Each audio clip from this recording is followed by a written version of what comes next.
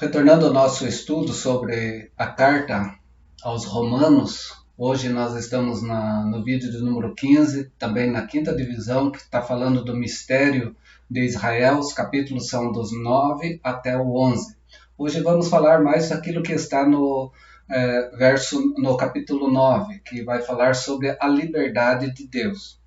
Romanos 9 a 11, ele traz para nós os seguintes subtemas. Primeiro, a liberdade de Deus, capítulo 9, a culpa de Israel, que é o capítulo 10, né, a posição atual e futura de Israel na revelação do mistério divino, né, que nós estamos tratando até o capítulo 11. Estamos então na antepenúltima divisão principal desta carta, ou dessa divisão, ao qual nós damos então esse título, O Mistério de Israel. Lembrando algo que era mistério para Israel lá no Velho Testamento e que agora se completa junto à Igreja de Jesus Cristo que se forma no Novo Testamento. Paulo afirma que ele se sente perturbado por causa de Israel. Nós começamos o capítulo 9, verso 1 e 2, já vendo isso na vida de Paulo. Por quê? Ele pode até desejar, e ele diz isso de forma bem enfática mesmo, né, que ser anátema em lugar de Israel, que é o capítulo 9, verso 3, que aquilo que Paulo já traz em Gálatas 3:13 também para nós. A questão é, os israelitas são seus irmãos, são compatriarcas segundo a carne, são um povo histórico de Deus. Mas agora parece que eles estão fora da salvação em Cristo. É o que nós vemos aqui nesse relato que Paulo traz, né? Ele se coloca nessa posição, então, diante dos seus leitores, para ele mostrar essa realidade. Mas uma realidade aparentemente, né, porque existe uma relação natural entre Paulo e os demais israelitas. Paulo também era um israelita, né? E estes têm então recebido todo o privilégio espiritual. E Paulo vem mostrar isso. Foram os que mais receberam de Deus privilégios espirituais, que é o verso 4 e o verso 5. Deles procedeu o próprio Cristo segundo a carne, o Deus que se encarnou, né, que veio a este mundo para nos dar essa tão grande salvação, e sobre o qual todos aqueles que estão em Deus se tornam benditos, né, para todos sempre, o verso de número 5. Mas o que Paulo traz que, apesar da palavra de Deus, ou das promessas que Deus fez a Israel, esse povo aparentemente está fora da salvação. Então surge aqui uma indagação. Será que a promessa não se cumpriu para esse povo? Isso é que traz essa interrogação no verso de número 6. Sabemos que cumpriu sim. Assim, Paulo então vai fazer o quê? Ele vai recorrer às Escrituras para mostrar pela lei e pelos profetas como estas palavras se cumprem na situação de Israel. Mas o que diz a palavra então? Que desde o início, ser israelita ou ser o povo de Deus se baseia naquilo que Deus dá a esse povo. Nem todos os de Israel são de fato israelitas. É isso que Paulo traz para nós no capítulo 9, verso 6. Por quê? Ser israelita baseia-se somente na graça livre de Deus para estes. Nem todos os descendentes que são descendentes de Abraão são filhos de Abraão. Isso que Paulo vai tratar então a partir de agora, no verso de número 7. Por quê? O filho verdadeiro é aquele que participa da promessa. Qual promessa? A promessa graciosa de Deus, verso 8 e 9. Então Paulo aqui está falando disso. Não necessariamente nesse texto, se a gente trazer para a teologia, Paulo está falando sobre predestinação. Ele fala sobre promessa graciosa de Deus, a vida daqueles a quem Deus escolhe pela sua livre graça, né, para se tornar, né, esse povo dele, né, o ser de fato israelita de Deus. Logo, nem todos os descendentes de Abraão seriam filhos de Abraão nesse sentido espiritual da promessa graciosa de Deus. Isso nós podemos ver no Velho Testamento. Deus escolheu Isaac e não Ismael. É isso que Paulo vai começar a tratar aqui agora para mostrar o quê? Que nem todos os israelitas são de fato participantes da graça de Deus. Nem todos os israelitas são, de fato, israelitas na visão salvífica de Deus para com o seu povo. Por isso que ele contrasta. Escolheu Isaac e não Ismael, versos 7 a 9. E com mais força ainda, ele traz a lembrança dos gêmeos de Rebeca. Antes do parto, Deus escolheu o mais moço, verso 10 a 13. Aquilo que no período patriarcal não era a forma de ser interpretada, porque sempre o primeiro era o primogênito, era o escolhido. Mas o que acontece? Deus escolhe o mais moço. Logo, esse mais moço se torna o seu israelita e não o mais velho, no sentido então que nós temos aqui de Esaú na história dos irmãos gêmeos. É isso que Paulo vem tratar aqui, não necessariamente, em primeiro lugar, Paulo está tratando sobre uma parte teológica para mostrar a predestinação. Paulo não tem essa preocupação no livro de Romanos. A sua preocupação é mostrar a história do povo de Deus, e nessa história do povo de Deus, então, a graça de Deus que é livre, baseando então nessa promessa que Deus dá de um povo para si. Paulo então vem mostrar que tudo depende da graça livre de Deus. Não vamos tratar de predestinação neste momento. Nisto também, nós vemos que as obras humanas nada vão importar aqui, porque depende da graça livre de Deus. Capítulo 9, verso 11 ao verso de número 13. O que importa então é o quê? Não é as obras humanas, mas a promessa. Ou seja, a eleição que Deus traz para a vida de alguns israelitas, ou de alguns dentro aqui da esfera de população hoje. Deus escolhe alguns pela sua livre graça, colocando essa promessa, a promessa da eleição na vida destes que se tornam, então, os israelitas de Deus, que se tornam o seu povo, que é a escolha puramente graciosa. Verso de número 11 do capítulo 9. Assim, então, para ser israelita, o que precisa? Unicamente tem como base essa livre graça de Deus.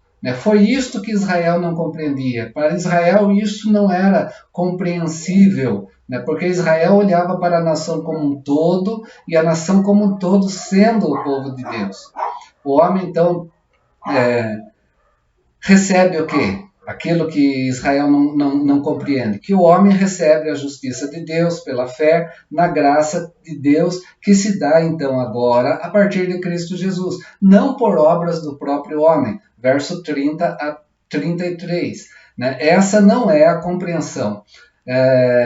Foi o pecado então a raiz de Israel, nessa questão que nós vamos ver no capítulo número 10.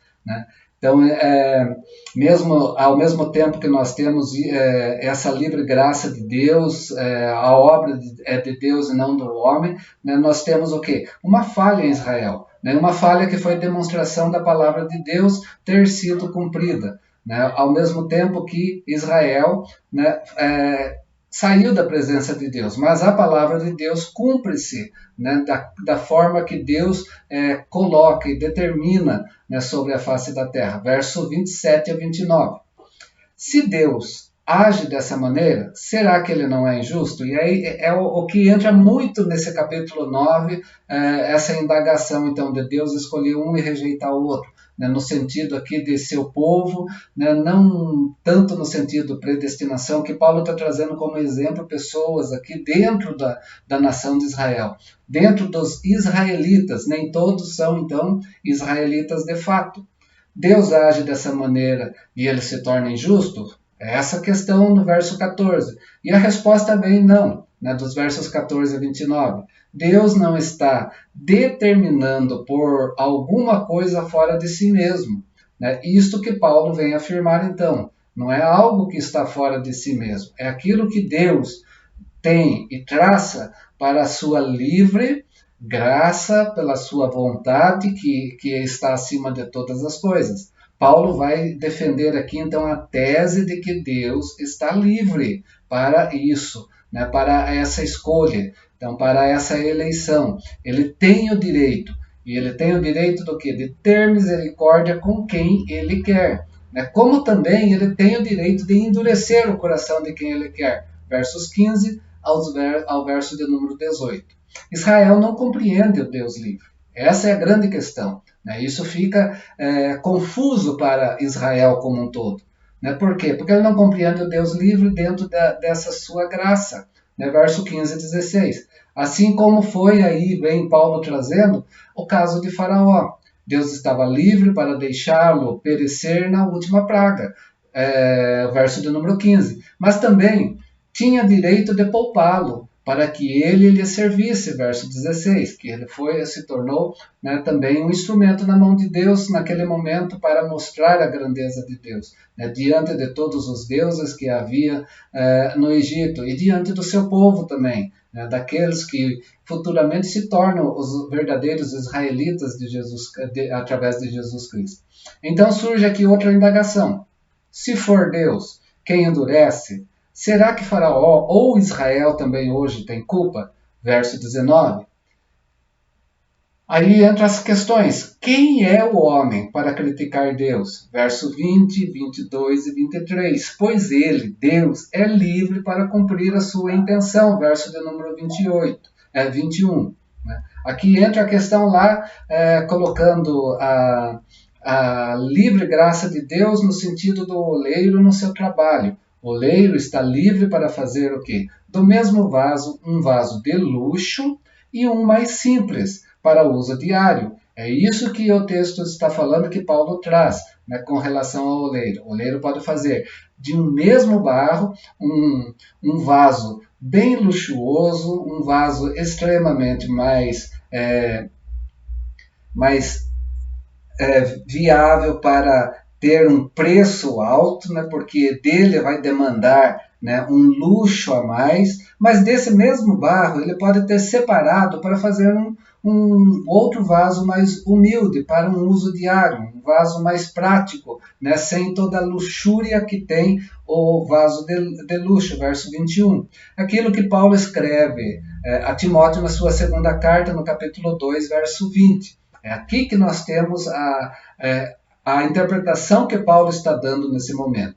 Quem é que pode então criticar a Deus porque ele age dessa maneira? Ninguém pode criticar a Deus por ele agir dessa forma, porque Deus suportou com muita paciência os vasos de ira. Isso sim, os vasos que estavam preparados para os que são merecedores justamente da ira de Deus por causa do seu pecado, o verso 22. No caso de Faraó, então, que Paulo traz aqui como exemplo, né, o propósito de Deus foi o quê? Foi tornar conhecido a sua ira e o seu poder. Como também foi para ele mostrar as riquezas da sua glória, né, a sua graça, né, a sua benevolência, a sua misericórdia. Né, verso 22 e verso 23. Então, se olharmos para Romanos 9, do verso 14 a 29, o que Paulo quer afirmar aqui é que Deus está livre para cumprir os seus propósitos. É isso que nós temos de teologia paulina nesse momento. É fato que, como Deus chamou Israel para ser seu povo, da mesma forma, ele está também edificando, chamando a sua igreja hoje. Mas temos que olhar na mesma questões da tese paulina aqui, na base da sua graça. Como já vimos, Paulo não quer dizer que aquilo que Deus predestinou, né, para um indivíduo, não quer dizer aqui que Deus predestinou, um indivíduo para a salvação, como Isaac, Jacó e Moisés. Né? E por outro lado, predestinou outro para a perdição, como Ismael, Esaú e Faraó. A preocupação aqui não é esta. A preocupação aqui é com a linhagem santa de Abraão, com o Israel verdadeiro. Verso 12, aquilo que Gênesis 25, 23 já trazia, e que Malaquias capítulo 1, verso 2 e 3 traz para nós também. O propósito ou intenção de Paulo nesse capítulo, em primeiro lugar,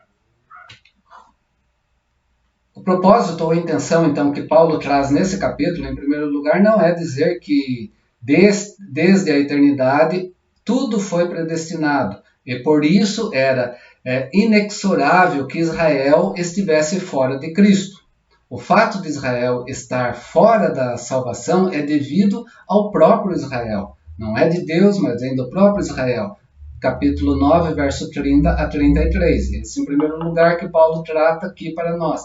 Em segundo lugar, o que Paulo traz também, que o caminho para a salvação de Israel também ficou aberta, que nós vamos ver no capítulo 11. Israel só tem, nesse sentido, que crer. Verso 30 a 33, que mostra que Israel está fora da salvação por conta do próprio Israel não crer, mas isso está aberto a Israel, né? A partir do momento de Israel crer também, ele está dentro dessa história salvífica de Deus. É isso que diz, então, o capítulo 9, verso 30 a 33. E em terceiro lugar, trazendo de volta a história de Faraó, nós entendemos que o endurecimento de Faraó não deriva de um decreto de Deus na eternidade, mas sim da reação de Deus na história humana contra um Faraó pecaminoso, contra uma nação pecaminosa, contra vasos que já merecem a sua ira, né? Não aguardando, mas já merecendo a sua ira. Verso de número 30. A ênfase de Paulo, então, aqui, até agora, para nós, que eu quero concluir, é esta. Deus está livre para ter misericórdia de quem quer que ele tenha essa misericórdia. Verso 18. Paulo, então, não quer dizer que o fato de Israel estar fora da salvação deriva de uma predestinação divina e inalterável. Nesse sentido que Paulo então começa a mostrar esse mistério de Israel no capítulo 9, e que vai seguindo esse mistério, e nós vamos ver no próximo vídeo, então, sobre essa questão da culpa de Israel. Hoje nós vimos aqui então sobre essa parte da liberdade de Deus. Dentro desse mistério de Israel, dentro dessa história no povo de Deus, os israelitas, para mostrar o quê? Que há uma liberdade em Deus, e que alguns israelitas de fato não são israelitas segundo a vontade de Deus, e nem todos de Israel são de fato israelitas. Isso que é importante nós entendermos. Paulo está falando disso, por quê? Porque Paulo quer mostrar a livre graça de Deus, e quer mostrar que Deus é livre para isso, para esse contexto salvífico. Então vamos no próximo vídeo falar um pouco sobre essa culpa de Israel para nós entendermos melhor esse mistério de Deus. Eu vou esperar você no próximo vídeo para termos essa continuidade. Até lá, fica com Deus. Forte abraço desse irmão em Cristo.